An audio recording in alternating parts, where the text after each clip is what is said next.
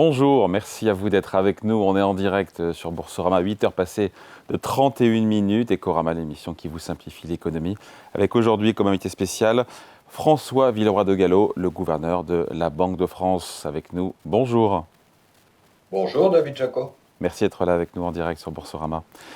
Bon, comme attendu hier, la BCE n'a pas touché à ses taux d'intérêt parce qu'on a compris que du fait de la guerre au Moyen-Orient, la décision la plus sage à prendre, c'était d'attendre d'y voir plus clair et donc de ne pas se précipiter. C'est ça le message, en creux?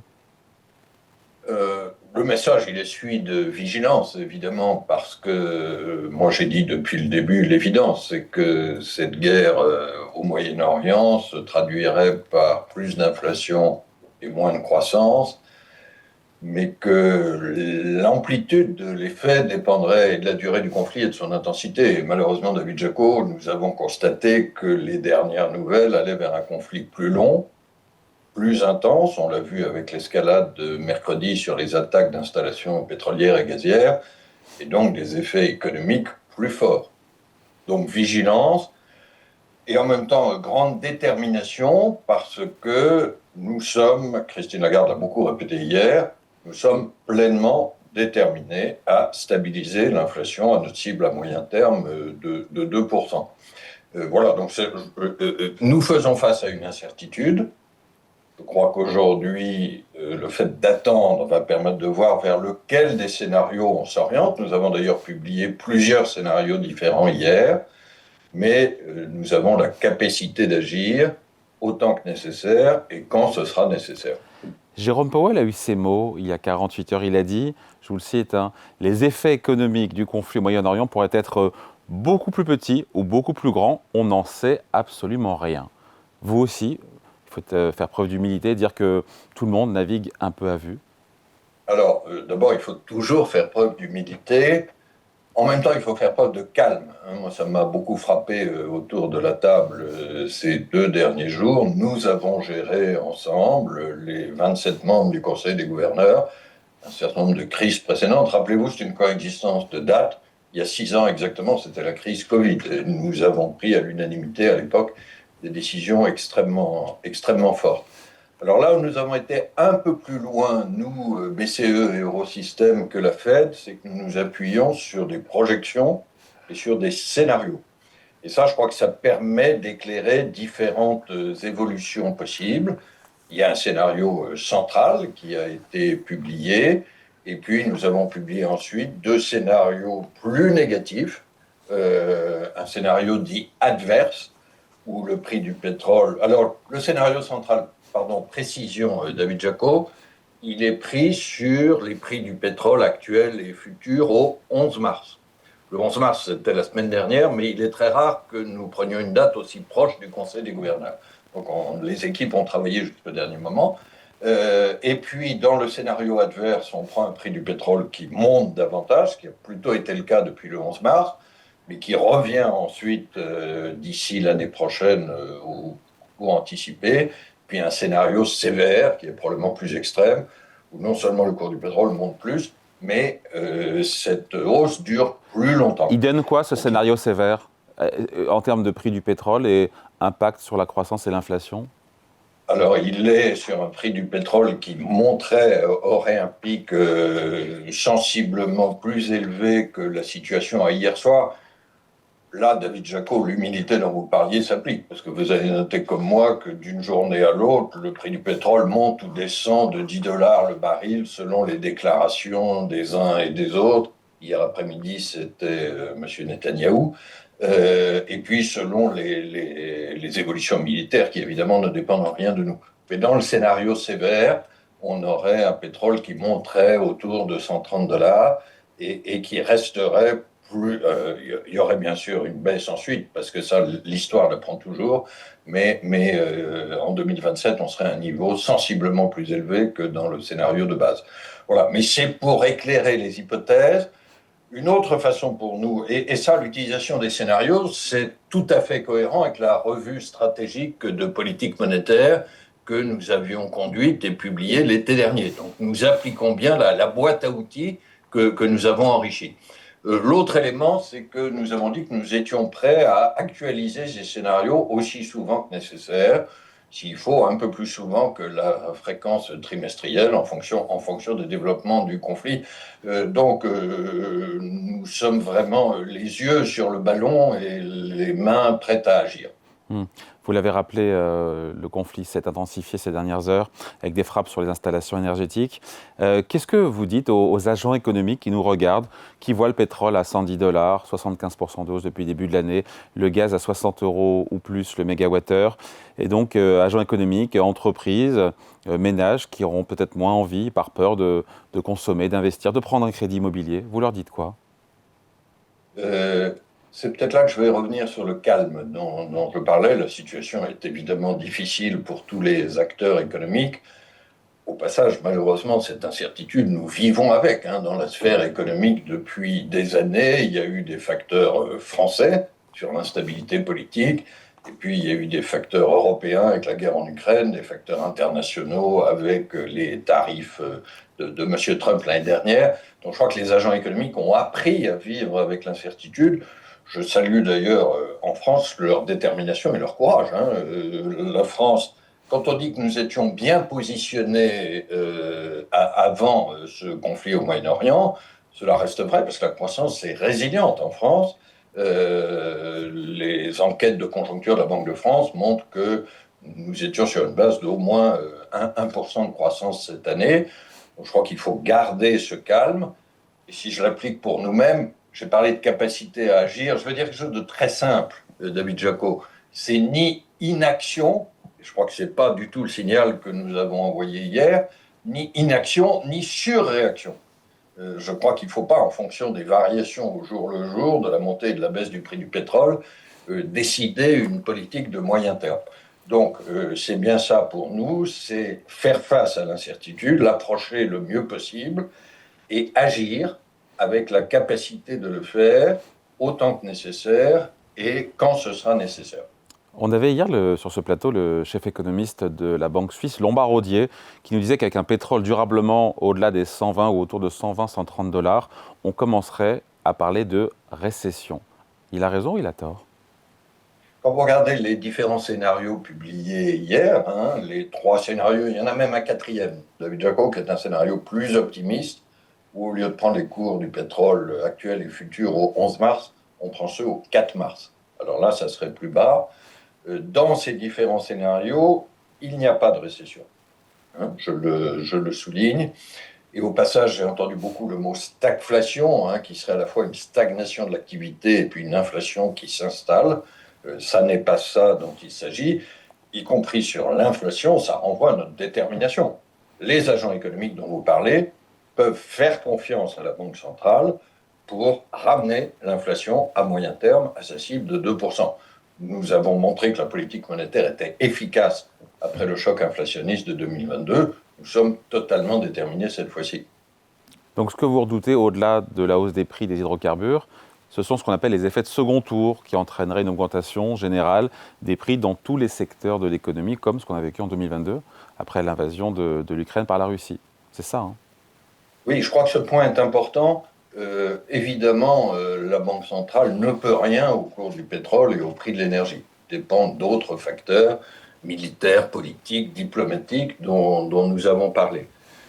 Mais là où la Banque centrale a une responsabilité, c'est d'éviter la contagion de cette augmentation des prix de l'énergie vers l'ensemble de l'inflation, hein, à travers notamment ces fameux effets de second tour.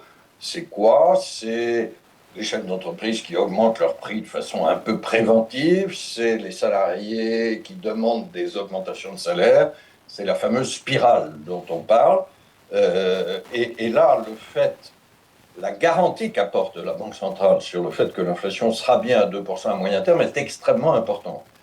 Alors, en termes techniques ou économiques, si vous me le permettez, David Jaco, nous parlons d'anticipation d'inflation et d'ancrage de ces anticipations. C'est-à-dire que les entreprises comme les ménages s'attendent bien, à moyen terme, à ce que l'inflation reste à la cible de 2%. C'est d'ailleurs le cas aujourd'hui, quand on regarde les anticipations d'inflation, mais c'est bien l'objectif de la politique monétaire, c'est d'éviter des effets de contagion et donc de garder, ancrer les anticipations d'inflation à moyen terme autour de Hmm. 2%. Vous avez dit récemment que 2026 n'était pas 2022 en matière d'inflation. Est-ce que pour le moment, oui, c'est vrai, mais est-ce qu'il faut vraiment exclure complètement ce scénario? Alors, je crois que c'est important de situer effectivement les différences avec 2022. Qui a été Vous avez traumatique pour beaucoup d'agents économiques, avec une Oui, oui, inflation qui est montée bien jusqu'à sûr, non, non, mais 10% en zone la euro et question, 6% en France. la question est totalement légitime. Euh, Vous avez noté, David Jaco, un petit glissement de notre langage hier, et la langue de la Banque centrale est toujours importante. Jusqu'à présent, nous disions que nous étions dans une bonne position sur le plan monétaire. Pourquoi? Parce que l'inflation était à 2% et nos taux d'intérêt étaient à 2%. Au passage, j'ai toujours dit qu'une bonne position n'était pas une position confortable dans les incertitudes qui préexistaient. Et maintenant, nous disons que nous sommes bien positionnés pour faire face à l'incertitude. Mais il y a quelque chose qui est davantage orienté vers l'action. Qu'est-ce que ça veut dire bien positionné? Et c'est là que je reviens sur la différence par rapport à 2022. C'est qu'en 2022, on l'a peut-être un peu oublié, avant même l'invasion de l'Ukraine par la Russie, il y avait des pressions inflationnistes fortes dans l'économie. L'inflation avant février 2022 est supérieure à 5% en zone euro. Hein. Et puis, souvenez-vous, on sortait du Covid, il y avait une très forte demande, il y avait une offre qui était contrainte, donc on avait des goulets d'étranglement sur l'offre. Ces images de ports congestionnés aux États-Unis et ailleurs, ça c'est typiquement une situation inflationniste. Nous n'avons rien de ce type. Et au contraire, l'inflation est très bien maîtrisée en zone euro. On est à 1,9% sur février. Elle est encore mieux maîtrisée en France. Je le souligne. On avait une situation de l'économie française de départ relativement favorable. Je l'ai dit, plus de 1% de croissance et à peine plus Hmm. de 1% d'inflation à 1,1%. Donc on ne reverra pas d'inflation à 4 ou 5% en zone euro. Les marchés financiers anticipent désormais une inflation proche de 4% en zone euro au cours de l'année prochaine. Alors, ça va dépendre des scénarios sur les prix de l'énergie. Hein. C'est important de rappeler que les prix de l'énergie, c'est une partie seulement de l'inflation, hein, de l'indice des prix à la consommation. En France, ça pèse pour 9%, dont, quitte à vous étonner, 4% seulement sur les produits pétroliers, y compris le plein à la pompe. Alors, c'est évidemment des prix extrêmement sensibles, parce que d'abord, ils peuvent être très volatiles, on en a parlé, et puis c'est des achats du quotidien. Nos concitoyens, légitimement, sont extrêmement sensibles au prix à la pompe. Mais donc il peut y avoir un effet instantané éventuellement de ces prix de l'énergie qui peut être assez fort sur l'inflation. Je note que dans les deux scénarios de base et adverse, l'effet cumulé sur l'inflation sur 3 ans, hein, 2026, 2027, 2028, reste limité. On est à 1% ou 1,5% cumulé sur 3 ans. Donc vous voyez qu'on est très loin de ce que vous dites, mais ça, ce sont des effets temporaires et instantanés. Ce qui est extrêmement important, c'est d'éviter la diffusion vers le reste de la consommation, les 90% ou 91%. Hmm. Donc on ne reverra pas, pour vous, d'inflation à 4%, même dans un scénario apocalyptique où on a un pétrole qui monte à 150 ou 200 dollars? Parce que là, pour le Non, coup, c'est... après, vous pouvez faire le calcul mécanique, David Jaco. Ouais. S'il y a une augmentation très très forte de cette énergie, il peut y avoir en effet instantané des effets de ce type. Mais c'est pas ça qui compte sur le plan économique. Ce qui compte, c'est une éventuelle diffusion vers le reste de la consommation, parce qu'à ce moment-là, l'inflation, au lieu d'être un pic, s'installe durablement. Et c'est ça que la politique monétaire évitera. C'est là-dessus que nous sommes décidés à agir et en capacité d'agir. Un autre peut-être évolution de notre vocabulaire. Nous parlions beaucoup de pleine optionnalité jusqu'à présent, hein, en disant qu'il peut y avoir des divers mouvements de taux ou la stabilité des taux. Aujourd'hui, je crois que plutôt que d'optionnalité, je soulignerai la capacité à agir autant que nécessaire et quand ce sera nécessaire. Est-ce que la BCE pourrait devoir commencer à discuter, je ne sais pas d'y agir, à discuter d'un potentiel relèvement de ses taux directeurs dès le mois prochain, fin avril, si le pétrole restait au-delà de 100 dollars? Et pourquoi pas relever ses taux dès le mois de juin? Est-ce que ce scénario-là, il est dans les tuyaux? Est-ce qu'il est crédible si le pétrole reste là où il est? autour de 110 Alors, je crois dollars. que c'est pas la peine de faire des spéculations de calendrier. J'en lis effectivement diverses depuis hier.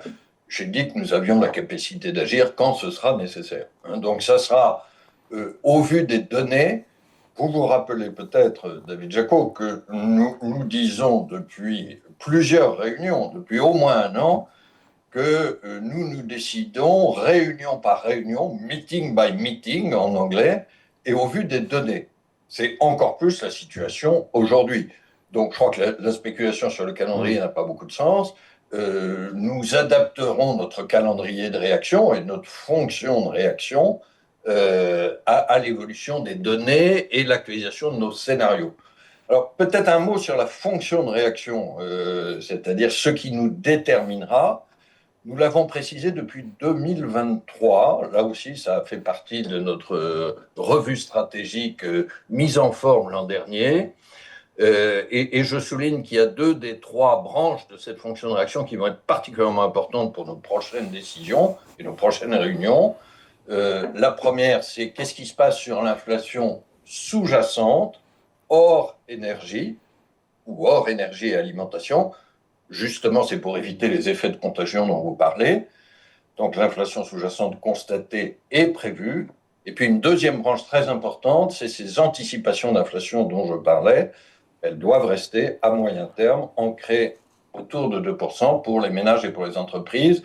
Ça, c'est quelque chose qui avait bien fonctionné avec nos décisions de politique monétaire après le choc de 2022. Nous apportons la même garantie aux ménages et aux entreprises.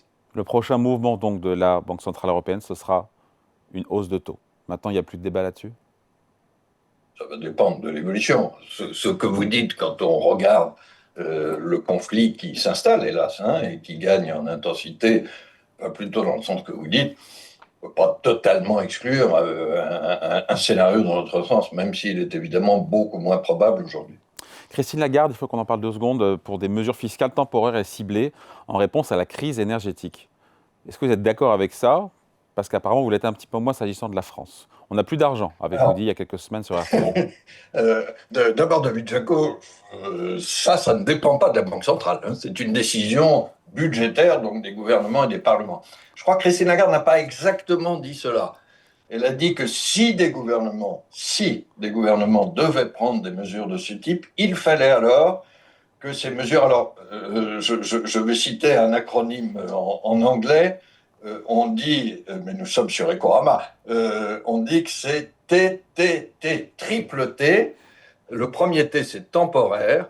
Le deuxième T, pardon, je vais le dire en anglais, c'est targeted, c'est-à-dire ciblé sur ceux qui en ont besoin. Et le troisième T, c'est tailored, c'est-à-dire adapté ou sur mesure. Ça, c'est un peu plus qualitatif.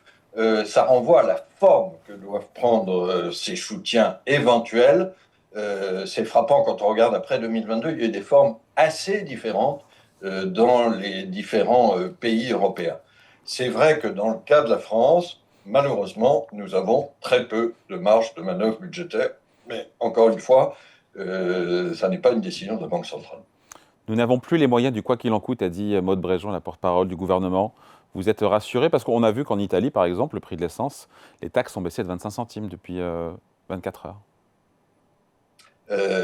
Oui, je suis frappé, si vous me permettez, par le fait que nous citons l'exemple italien ou d'autres pays quand il s'agit de dépenses supplémentaires, mais malheureusement, on cite très peu en France l'exemple de l'Italie ou des autres pays quand ils font des économies supplémentaires. Or, ils en ont fait nettement plus que nous ces dernières années. On ferait bien là aussi de s'en inspirer parce que nous serions dans une situation budgétaire plus favorable. Malheureusement, aujourd'hui, le déficit budgétaire français est le plus élevé de la zone euro et il est nettement plus élevé que l'Italie. La France est dépendante, on finit là-dessus, à 60% d'énergie fossile importée. Est-ce que cette nouvelle crise énergétique doit nous rappeler l'urgence de sortir de ces dépendances? Oui, 100 fois oui. David Jaco, là, je crois que vous rappelez un point essentiel. Et si vous me permettez, je vais élargir la réponse. Dans l'environnement d'incertitude dont nous parlons, et qui dure depuis plusieurs années, hein, depuis le Covid, avec des chocs un peu dans tous les sens et de toutes origines, il y a un vrai risque que nos politiques économiques, nos choix collectifs, volent d'urgence en urgence.